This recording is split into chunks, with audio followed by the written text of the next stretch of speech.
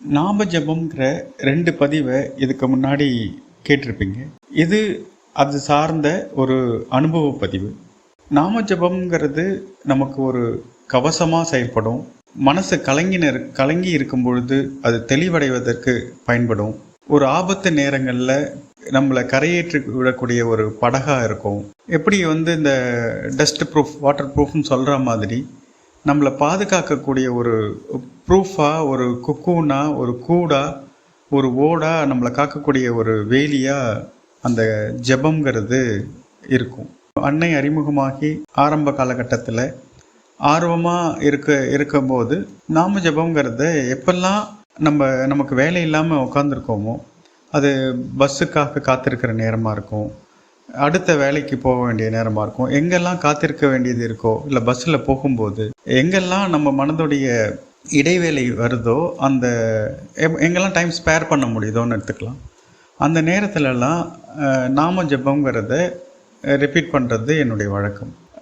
மதருடைய அந்த நேரத்தில் எது இதுவாக இருக்கோ, ஒரு மந்திரத்தில் பண்ணுறது நல்லது.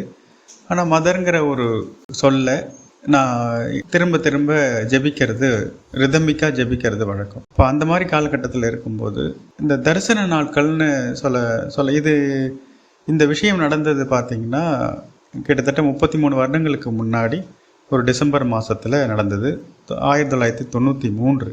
அப்போது பருவகால மழை, அதெல்லாம் மழை அதிகமாக இருந்தது. டிசம்பர் 5ஆம் தேதி. அது நல்ல நினைவு இருக்குது. ஏன்னா அன்னைக்கு நடந்த விஷயங்கள் இப்போ யோசித்து பார்த்தா நம்ம இப்போ இன்னிய நிலைமையில் அப்படிலாம் செய்ய முடியுமான்னு யோசிக்கிற மாதிரியான ஒரு விஷயங்கிறதுனால அது நினைவு இருக்குது. அதனால் நினைவில் இருக்கிற மாதிரியே சொல்கிறதுக்கு முயற்சி பண்ணுறேன். இதில் நடந்த மாதிரியே சொல்கிற மாதிரி. அதனால் அன்னை அன்பர்களுக்கு தரிசன நாட்கள் ரொம்ப முக்கியமானதுன்னு தெரியும். அந்த வகையில் அன்னைக்கு டிசம்பர் 5ஆம் தேதி ஸ்ரீ அரவிந்தருடைய மகா சமாதி தினம். அன்னைக்கு அரவிந்தர் ஆசிரமத்தில் அரவிந்தர் வசித்த அறையை பொதுமக்களுடைய தரிசனங்களுக்காக திறந்து விடுவாங்கங்கிறது எல்லாருக்கும் தெரியும். அந்த சமாதி தரிசனத்திற்காகவும் அரவிந்தருடைய அறை தரிசனத்திற்காகவும் நானும் என்னுடைய ஊர்லேருந்து கிளம்பின போது பஸ்ஸெல்லாம் போயிட்டு இருந்தது, கம்மியாக இருந்தது. மழை காலமாக இருக்கிறதுனால, அதுவும் இல்லாமல் தண்ணியெல்லாம் ஓரத்து அந்த எல்லைகளில் இருக்கக்கூடிய வடிகால் அதெல்லாம் தண்ணி நிறைஞ்சிருக்குங்கிறது தெரிஞ்சது. ஆனால் பஸ் போயிட்டு வந்துட்டு இருந்தது, ஃப்ரீக்வன்சி கம்மியாக இருந்தது. அதனால் நான் வீட்டில் சொல்லிவிட்டு நான் கிளம்பிட்டேன். வழக்கமாக கிளம்புறதுன்னு பார்த்தா விடிகாலம் 4:30 மணிக்கெல்லாம் கிளம்பிடுவோம். ஆனால் அன்றைக்கி அதிகமான மழைங்கிறதுனால கொஞ்சம் லேட்டாக தான் கிளம்பிச்சு. ஒரு 6 மணி போல் கிளம்பியிருப்பேன். ஆனால் 4:30 மணிக்கே ரெடி ஆனாலும் பஸ்ஸு எதுவும் எடுக்கலை. இருட்டாக இருந்ததுனாலையும் அந்த தண்ணியெலாம் எவ்வளோ தூரம் இருக்குது, மரம் விழுந்திருக்கா அதெல்லாம் தெரியாது. அவங்களுக்கு அந்த போக்குவரத்து துறையில் இருக்கிறவங்களுக்கு எங்களுக்கு சிக்னல் வரணும், பஸ்லாம் போகலான்னு சொன்னால் தான், இல்லை அங்கேருந்து எதாவது பஸ் வந்தால் தான் இங்கேருந்து எடுக்க முடியும்லாம் இருந்தாங்க. அப்போது முதல்ல கிளம்பின வண்டியில் ஏறி உட்காந்து போகும்போது ஊர் எல்லையில் ஒரு வடிகால் வாய்க்கால் இருக்குது. வாய்க்கால்னால் கொஞ்சம் பெரிய வாய்க்கால் தான். அது எப்படியும் ஒரு 100-120 அடி நீளத்துக்கு இருக்கும். அதில் ஒரு பாலம் கட்டியிருக்காங்க. அந்த பாலத்தை இடிச்சிட்டு புதுப்பிக்கிறதுக்கு கம்பியெல்லாம் நீட்டிகிட்டு இருக்க மாதிரி பள்ளம் நோண்டி அந்த அஸ்திவார நிலையில் தான் இருக்குது. அந்த பாலத்தை புதுசாக கட்டுறாங்க. ஏற்கனவே இருந்த பாலம் பழுதடைஞ்சதுனால அதுக்கு அந்த இடத்துல என்ன பண்ணுறாங்க, மாற்றுப்பாதை அமைச்சிருக்காங்க. பாலத்தை விட்டு ரோடை விட்டு இறங்கி பாலத்துக்கு சைடில் ஒரு டெம்பரவரியாக சர்வீஸ் ரோடு மாதிரி டெம்பரவரியாக போட்டு அது சிமெண்ட்டு குழாயை பதிச்சு அதுக்கு மேலே செம்மண்ணை போட்டு ஒரு பஸ் மட்டும் போகிற மாதிரி பண்ணியிருந்தாங்க. ஆனால் அன்றைக்கி மழை அதிகமாக இருந்தது. மழைக்காலம்னால மழை அதிகமாக பெஞ்சதுனால இது அந்த அந்த டெம்பரரியாக போட்ட ரோடை விட தாண்டி தண்ணி போகுது. இது ரோடை விட்டு பள்ளமாக இறங்கி திருப்பி ரோட்டில் மேலே ஏறி போகிற மாதிரி தான் அந்த மாற்றுப்பாதை இருக்கும். அந்த மாதிரி இதில் ஒவ்வொரு பஸ்ஸாக தான், ஒரு பஸ் அங்கேருந்து இங்கே வந்ததுக்கப்புறம் தான் அடுத்த பஸ்ஸை விடுவாங்க. அதுலேயே பார்த்தா ஃபுட்போர்டு வரைக்கும் அப்போது தண்ணி இருந்தது. அந்த காலையில் போகும்போது அது எல்லாம் வடிஞ்சிரும்னு சொன்னாங்க. அதுக்கப்புறம் பாண்டிச்சேரிக்கு வந்தால் வித்தியாசமாக இருந்தது. நார்மலாக என்ன பண்ணுவாங்கன்னா, காத்திருந்து நம்ம டேர்ன் வரும்போது அதுக்கப்புறம் தான் க்யூவில் ஜாயின் பண்ணி அரவிந்தர் அறைக்கு போகிறது வழக்கம் அரவிந்தர் ஆசிரமத்தில். அன்றைக்கி பார்த்தா நேராக க்யூவில் ஜாயின் பண்ணுற மாதிரி இருந்து அந்த அளவுக்கு யாருமே வரலை. ஏன்னா புயல் அலர்ட்லாம் இருந்ததுனால யாரும் வரலை. கொடையும் எடுத்துகிட்டு போயிருந்தேன். அப்போ மழை சாரலாமும் இருந்தது. அப்போ அந்த க்யூவில் ஜாயின் பண்ணிவிட்டு அரவிந்தர் அறையை தரிசனம் பண்ணிவிட்டு சமாதி தரிசனம் பண்ணிவிட்டு தியானம் பண்ணிவிட்டு வழக்கமாக கிளம்புற நேரத்தில் அங்கே புதுவையில் எல்லாம் எல்லாமே நார்மலாக தான் இருந்தது. கிளம்பினா பஸ் ஸ்டாண்ட்லேயும் பஸ் எல்லாம் போயிட்டு தான் இருந்தது. அப்போ போயிட்டு வந்தால் பாதியில் நான் போனது நடுவில் ஒரு ஊரில் இறங்கிட்டேன். அது வரைக்கும் தான் பஸ் இருந்தது. அங்கேருந்து என்னுடைய ஊருக்கு பஸ் பிடிக்கலான்னு சொல்லிட்டு போன போது அங்கே பார்த்தா பஸ் இல்லை. கிட்டத்தட்ட ஒரு 3 மணி நேரம் கழித்து ஒரு பஸ் போகுதுன்னாங்க. அதில் ஏறி போனால் நான் வந்து சிதம்பரத்தில் எல்லையை விட்டு சிதம்பரத்துலேருந்து ஒரு 2 கிலோமீட்டர் தூரத்தில் இருக்கக்கூடிய ஒரு பெட்ரோல் பங்க்கில் நிறுத்திட்டாங்க. மணி 9:45 கிட்ட ஆயிடுச்சு. கரண்ட் இல்லை, இருட்டாக இருக்குது. நிறுத்திட்டாங்க. மழையும் சாரலாக இருக்குது, விட்டு விட்டு மழை சாரலாக இருக்குது. மழை அதிகமாக பெய்யல, ஆனால் சாரலாக இருக்குது. மழை விட்டுருக்கிற நேரம்.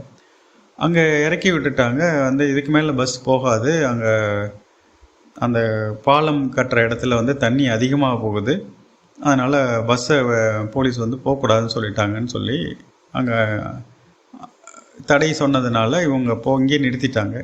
அதனால் ஒன்றும் பண்ண முடியாது. பாதி பேர் நடந்து போனாங்க. நானும் போய் தான் பார்ப்போன்னு சொல்லிட்டு நடந்து போனால் அங்கேயே இருக்கணுன்னா விடியகாலம் வரைக்கும் இருக்கணுன்னா 8 மணி நேரம் போல் இருக்கணும். என்ன செய்யுதுன்னு தெரியாமல் அந்த இருந்தால் பெட்ரோல் பங்க்கில் தான் ஒதுங்கி இருக்கணும். அங்கேயும் வந்து பெட்ரோல் பங்க் பஸ்லாம் நிற்கிது, அங்கே நிற்கிறதுக்கும் இடம் இல்லை. சரி போய் பார்க்கலாம்னு சொல்லி பாலம் வேலைப்பாடு நடக்கிறத போய் பார்த்தா பாலம் அந்த வேலை செய்கிற அந்த கம்பி எல்லாமே நீட்டிகிட்ருக்கே தவிர அந்த தரை மட்டத்துக்கு தண்ணி நிற்குது. இந்த மாற்றுப்பாதையில் பார்த்தா தண்ணி வடிஞ்சிட்ருக்கு. அந்த வடிஞ்சிட்ருக்க இடத்துல பார்த்திங்கன்னா அந்த ரோடு தெரியல, தண்ணி வேகமாக போயிட்டுருக்கு. நம்ம இறங்கி போகலான்னா எவ்வளோ ஆழம் இருக்குன்னு தெரியல. நம்ம ஏதாவது அந்த ரோடை தாண்டி காலை வச்சுட்டோன்னா புழுந்துட்டா என்ன பண்ணுறதுன்னு ஒரு பயம் வேறு. அப்போது நான் இந்த இதிலெல்லாம் நான் மதரை பேரை கூப்பிட்டுக்கிட்டே தான் இருக்கேன். அப்போ அந்த ரிதமிக்காக மதரை கூப்பிட்டுக்கிட்டே இருக்கும்போது வீட்டில் கவலைப்படுவாங்க, நம்ம போயிடலாம் எப்படியாதுன்னு சொல்லிட்டு தைரியத்தை வர வச்சுக்கிட்டு ஒரு 2 ஸ்டெப்பு அந்த தண்ணியில் எடுத்து வச்சு யாருமே என் கூட வந்தவங்க யாருமே இறங்கிறதுக்கு தயாரில் வந்து நின்றுட்டே இருக்காங்க. அந்த பாலத்துக்கு அந்த பக்கம் அந்த மாற்றுப்பாதை வழியாக போய் ரோடு மேலே ஏறுற இடத்துல அந்த பக்கம் பார்த்தா அங்கே நிற்கிறது தெரியுது, பேச்சு குரல் கேட்குது, இருட்டாக இருக்குது. சில பேரோட வண்டி 2 வீலரோட ஹெட்லேம்பில் அங்கே நிற்கிறது அந்த நிழலாக கால்கள்லாம் தெரியுது. யார் நிற்கிறாங்கன்னு தெரியாது. சில பேர் தீப்பெட்டியை உரசி அங்கே தண்ணி போகிறத பார்த்துக்கிட்டு வேடிக்கை பார்த்துட்டு இருந்தாங்க. அப்படி அங்கே அந்த பக்கம் ஆள் இருக்கிறது தெரியுது. ஆனால் நம்ம இங்கே இறங்கி போனோன்னா எப்படியும் வந்து இடுப்புக்கு மேலே நெஞ்சு வரைக்கும் கூட தண்ணி இருக்கலான்னு தெரியுது.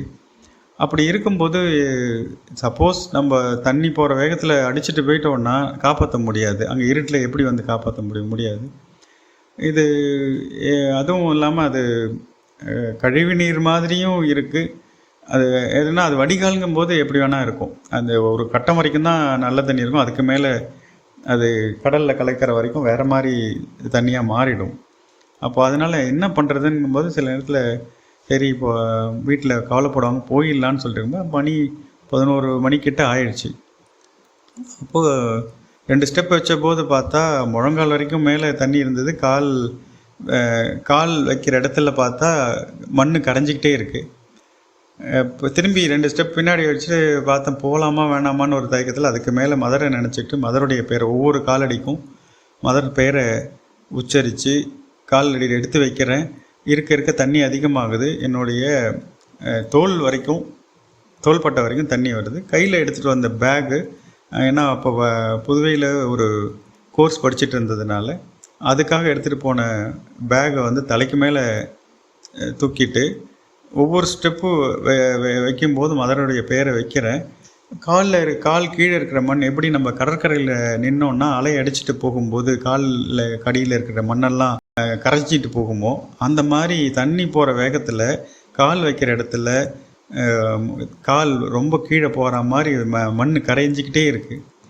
அப்போது மதருங்கிற பேரை சொல்லிக்கிட்டே வந்து ஒரு உத்தேசமாக இப்படி இந்த இடத்துல தான் ரோடு இருக்குங்கிற உத்தேசத்தில் ஒரு மனக்கணக்கில் போய் ரோடுக்கிட்ட, ஏன்னா ரோடுலேயே பார்த்தா அந்த மாற்றுப்பாதையும் ரோடும் சந்திக்கிற இடத்துலையே முழங்காலுக்கு மேலே தண்ணி இருக்குது.